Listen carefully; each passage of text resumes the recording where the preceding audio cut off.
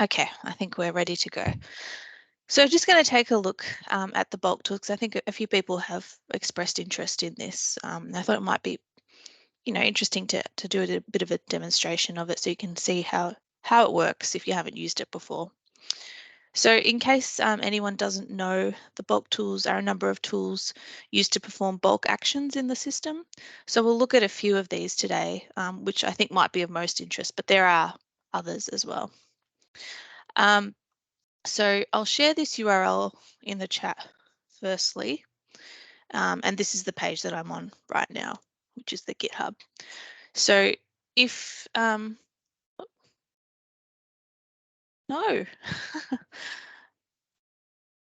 okay, hopefully I don't need to relaunch Chrome. So if you've decided that you want to use the bulk tools, this would be the place to start from, because if you sort of scroll down a little, you'll get the installation instructions. So you do need to install either XAMPP or Docker onto your machine in order to be able to use the tools. So I'll be using Docker today, but you can use XAMPP as well. You'll also need a client ID and secret from Talis, which you can get if you don't already have it by raising a support ticket.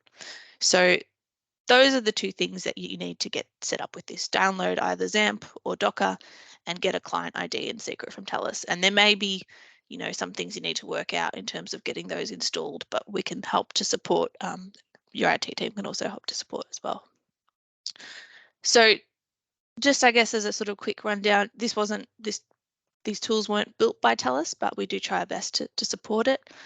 You can get help via support tickets, of course, but also the developer community drop-in would be a really good place to ask questions around it too. There may be some things that you want to do which are outside the scope of the tool, but we'd like to hear about those too, because there may be other ways we can support that, either through paid consultancy or helping you write something yourself. That's another option too. So I should say, I don't have a technical background, I'm not a coder, but as we'll see, hopefully once you're set up with the tool, running it is fairly simple. So I'm running Docker on my machine. I'll just open it up so you can see what it looks like. Okay.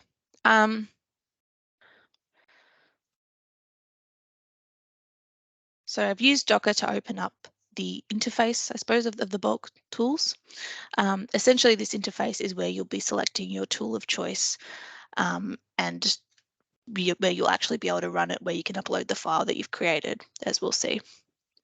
So I thought I'd start by demonstrating one of the most popular tools, which is the URL tool. So if we go into it, this one sort of does tell you, I think, quite clearly what you need. So it's basically saying to use this tool, you will need to upload a CSV file with 3 columns, which include the Talis item ID, the current URL, and the new URL that you want to set. So I'm working off this test list today. There are only 3 items on the list here, so we can keep track, but obviously you may have many, many more items across different lists that you want to change the URL for in bulk. So I've created my CSV file, so let's take a look at that as well. What did I name it?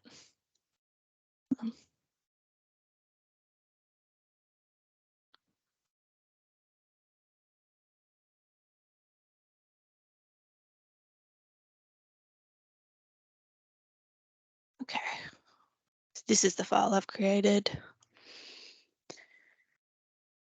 So as I said, all I need to add in each column is the item ID, the current URL, and the URL I want to change it to. So for anyone that doesn't know, the Talis item ID is if you go into an item and you click share item, it's this combination of letters and numbers here before the .html.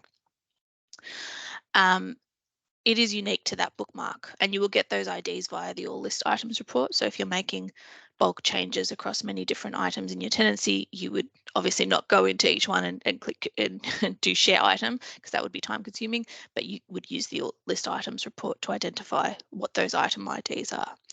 It is just the item ID, not the full item URL. It will fail if you use the full URL, so we just want that combination of letters and numbers. Going back into my spreadsheet. So for the first one, I've got a link to a broken report. I'll show you it in a second. And then I want to fix it to a link that actually works. For the other two, I've got links to Taylor and Francis, but I want to change the first one to an open access version of this book that I found, and the second I want to change to a catalogue link. So rather than going to Taylor and Francis, I've used Latrobe's catalogue link for this item in the example. You can obviously think of plenty of use cases for why you might want to change URLs in bulk. A good example, of course, being that you've changed vendors and you want to update the links to another vendor. You might want to use it if you're changing proxy services too. So if you want to strip out the proxy string that may be hard-coded in the URL, either entirely because you want to take advantage of automated proxy, or because you want to replace it with your new proxy service link. I'm sure you can all think of various reasons why you might want to update URLs for reading list items in bulk.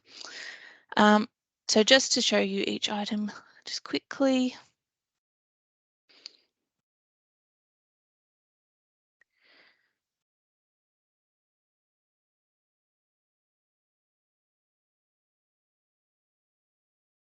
Hopefully I'm not logged out.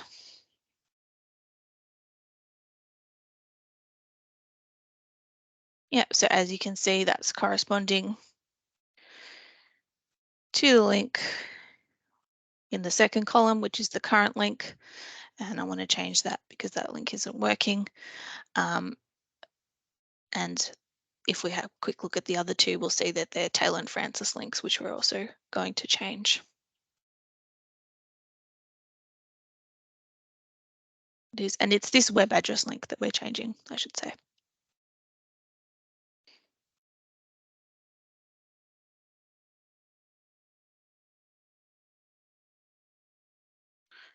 Okay. So I've already got my file, which I just showed you. So we will head to uploading that now. Hello, Erin speaking. Yeah. Good, thank you. Oh, sorry. I think, Erin, you might not be on mute. Anyway, I'll press on. So I'm just going to upload that file now. So this is the file that I just showed you.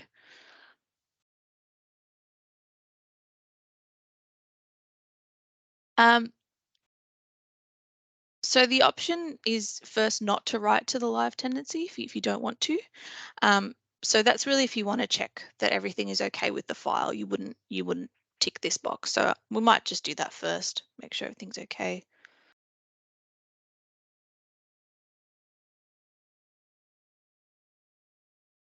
Cool. So it's basically told me there's no issues. If there were, it would have highlighted them in here.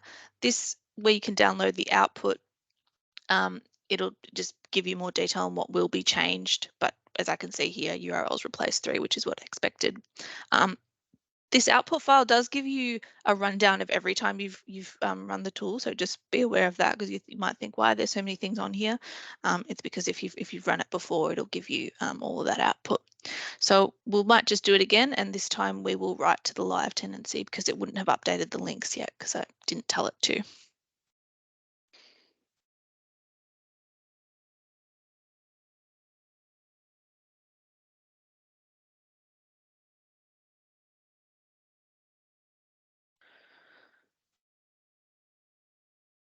All right, so let's take a look at our links now. I might just refresh the page. I realize I forgot to show you that the link was broken before, but if we look at it now, it is working. And the other two, which were, if you remember, pointing to Taylor and Francis, are now pointing to, the first one should be to an Open Athens version of the book. Sorry, an open access version, not Open Athens. And the third to Latrobe's catalogue. Yeah. So as we can see, as expected, the URL has been changed within there. The previously was Taylor and Francis for that one. So obviously, if you're using this or you're thinking about using it, be aware that you're obviously making bulk changes to the system, so you'll want to make sure that your files are correct. Keep a record of everything you change. Keep the CSV files, so that if you want to revert any changes, you'd be able to do that by swapping the two URL columns in the CSV and running it again. Are there any questions on that one?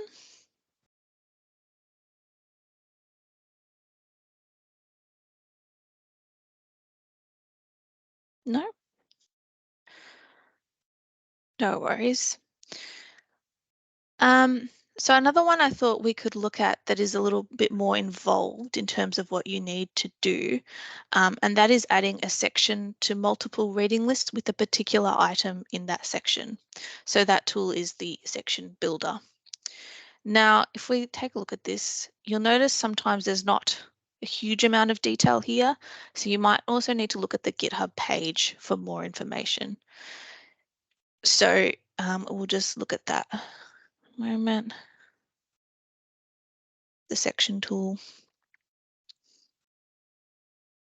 So this is what I mean. You might have a look at this because it's got more detail in here. So basically, it's adding the same section with the same item to multiple lists. So again, you can probably think of various use cases for this, such as highlighting a particular LibGuide at the top of a reading list, or a library help page or something like that. So if you do read this page, you'll hopefully see that it does involve editing the code a little bit before you run the tool. But firstly, you need to create a bookmark for the resource or resources that you want to add to the section that you're creating and adding to multiple lists. So this is all in here. I've just followed these instructions yesterday when I was prepping for this, and this is the sort of what I've done. So I'm just sort of showing you again. So as I say, first create a bookmark. So I've done that. This is the bookmark that I want to add to multiple lists in a section. And I need the ID for this bookmark. I haven't added it to a list, so I can get that by going to edit, and it's just this one here. They're very similar, just before the .html.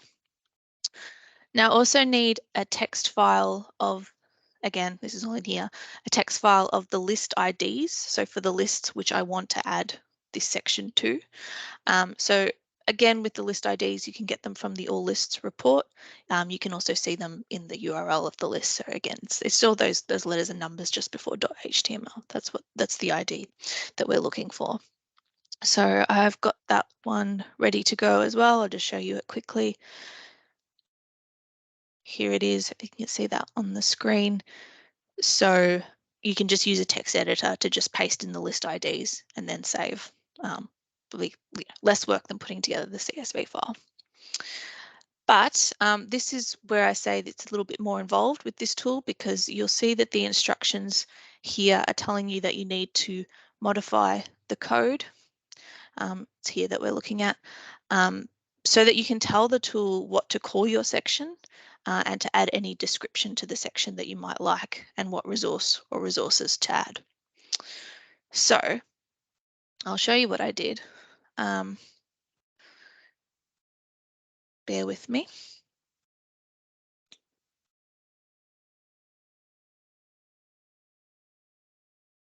Okay, so the bulk tools, once you have it installed, it will sit somewhere on your computer, and it will, if you open up the file, it will look, the master file, it will look like this, these different folders of the different tools.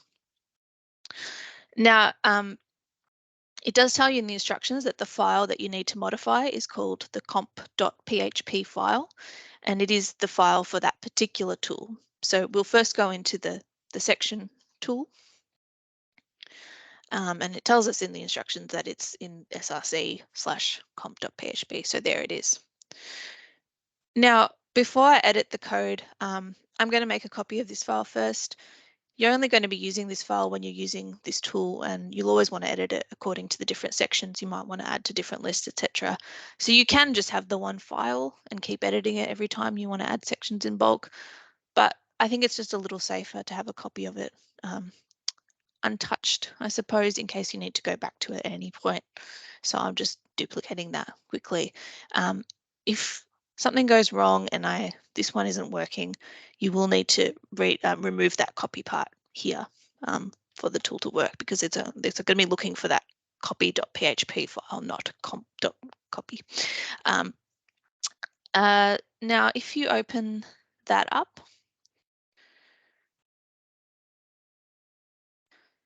yes, it is code, but it's code that you can kind of read.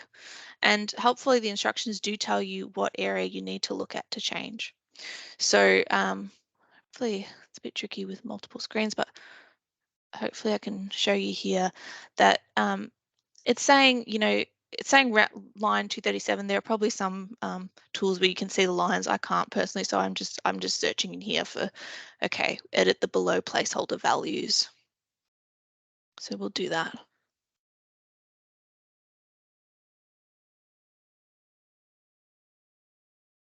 Yep. So once you get there, it's hopefully pretty clear that it just wants you to replace me with section title text. So what do you want your section to be called? So I've got library help, and also if you want to add a description, what do you want the description to be for that section? So section description, it says replace me with section descriptions text. So I've just added here some useful library resources. Now the other part I want to edit, as it says here, is start of structure building area. So I'll just search for that in here.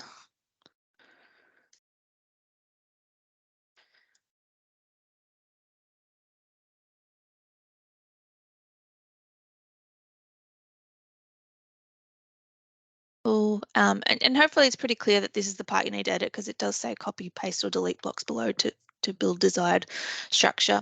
So it's automatically set up with 3, so that's 3 different resources, and you can just copy and paste this block to add more. So if you wanted to add like 5 items to the section, you could do it that way, but I'm just going to add 1 for today. So all I need to do here, as it does tell me in the description, is replace the resource with that ID. So if you remember, my bookmark was here. Oops, yeah, if I go to edit, the bookmark that I want to add to this section and get the ID from it.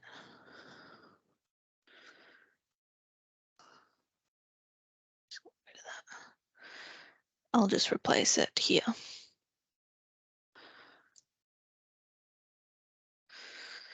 Okay, now I'm actually just going to remove the other 2 because I don't want to add any other resources. You can probably leave them. I haven't tested it. It's probably just going to come up with an error because it won't be able to find these resource IDs that are already in there in your tenancy. I think they're just examples, but I'm just going to remove them so it's clear what we're doing. And hopefully you'll see they're clearly labeled item 1, 2, etc. So I've removed those now. So that's all the changes that we're making to the file. We've basically just told it what we want the section to be called, what we want the description to say, and what item we want added to that section. So I'm just going to save that file now, and we can close it. There's that one too. Okay. So we've got everything we need now. So I'll go back into the tool interface. I've already clicked on the section builder tool. So now that we've done that, all we need to do is upload the text file that I created before that I showed you with the list IDs that you want this section to appear in. So let's select that. It also gives you the option to publish the list straight away with this change or not. Up to you. I'm just going to choose publish. Otherwise, it will be with unpublished changes. So we'll send that and see how we go.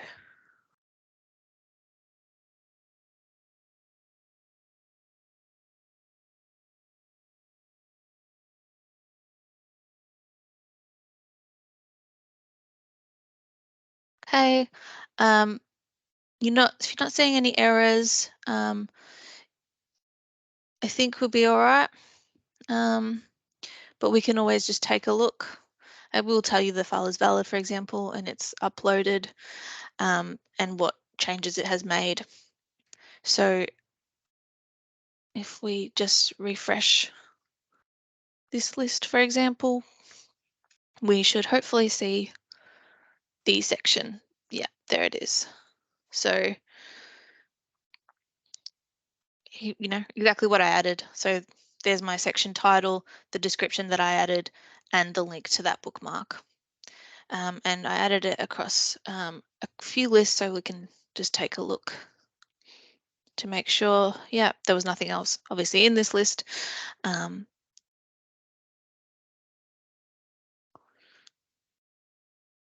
There we go, there it is there, and just this one, I think. Yeah, so there you have it. That's the section tool. That's the more involved one that I wanted to show you. Are there any questions on that one?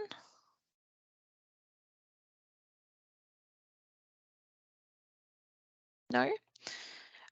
Okay, the only other one I was just going to quickly mention is the paragraph tool. So add a paragraph. So this one's quite simple too. All you need to do here is have your text file of list IDs, so just like we did before, and then you can put in the text here that you want to appear in the paragraph. So like, for example, I might add something like, if you need help accessing library resources, please contact the library at, libraryhelp@talis.com or whatever it is. So if you want some sort of text to appear in a paragraph at the top of the list, you might use this. So again, we just need the list IDs. So I'm just going to use the same one that I had before, the same lists. And we can publish them.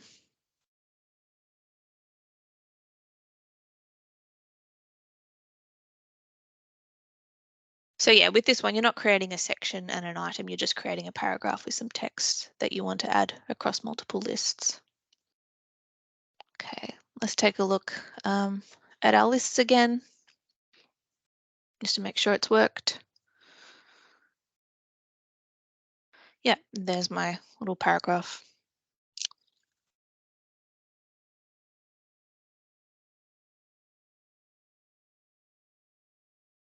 Yep.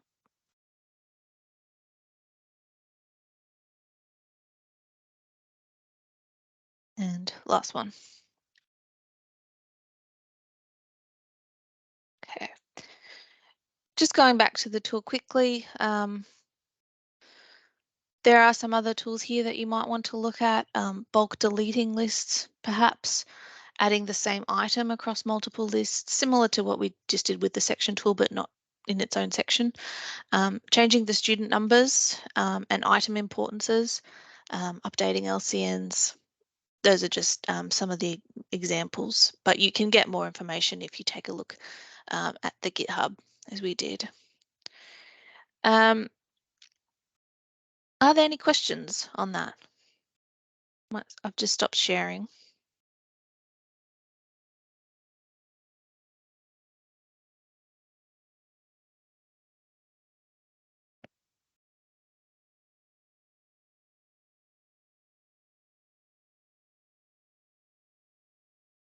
No? I'll just stop the recording. There's one question in the Oh. chat. Oh, sorry. Hang on. Yeah, so Sally, a question, will the added section always appear at the top of the list? Yes, that is my understanding. I'm not sure if there's a way you can edit the code so that it didn't. there might be, but yeah, certainly from what I've seen, it will appear at the top. Thank you. And yeah, thanks to Sarah and Karen who've used it a couple times. Any other questions?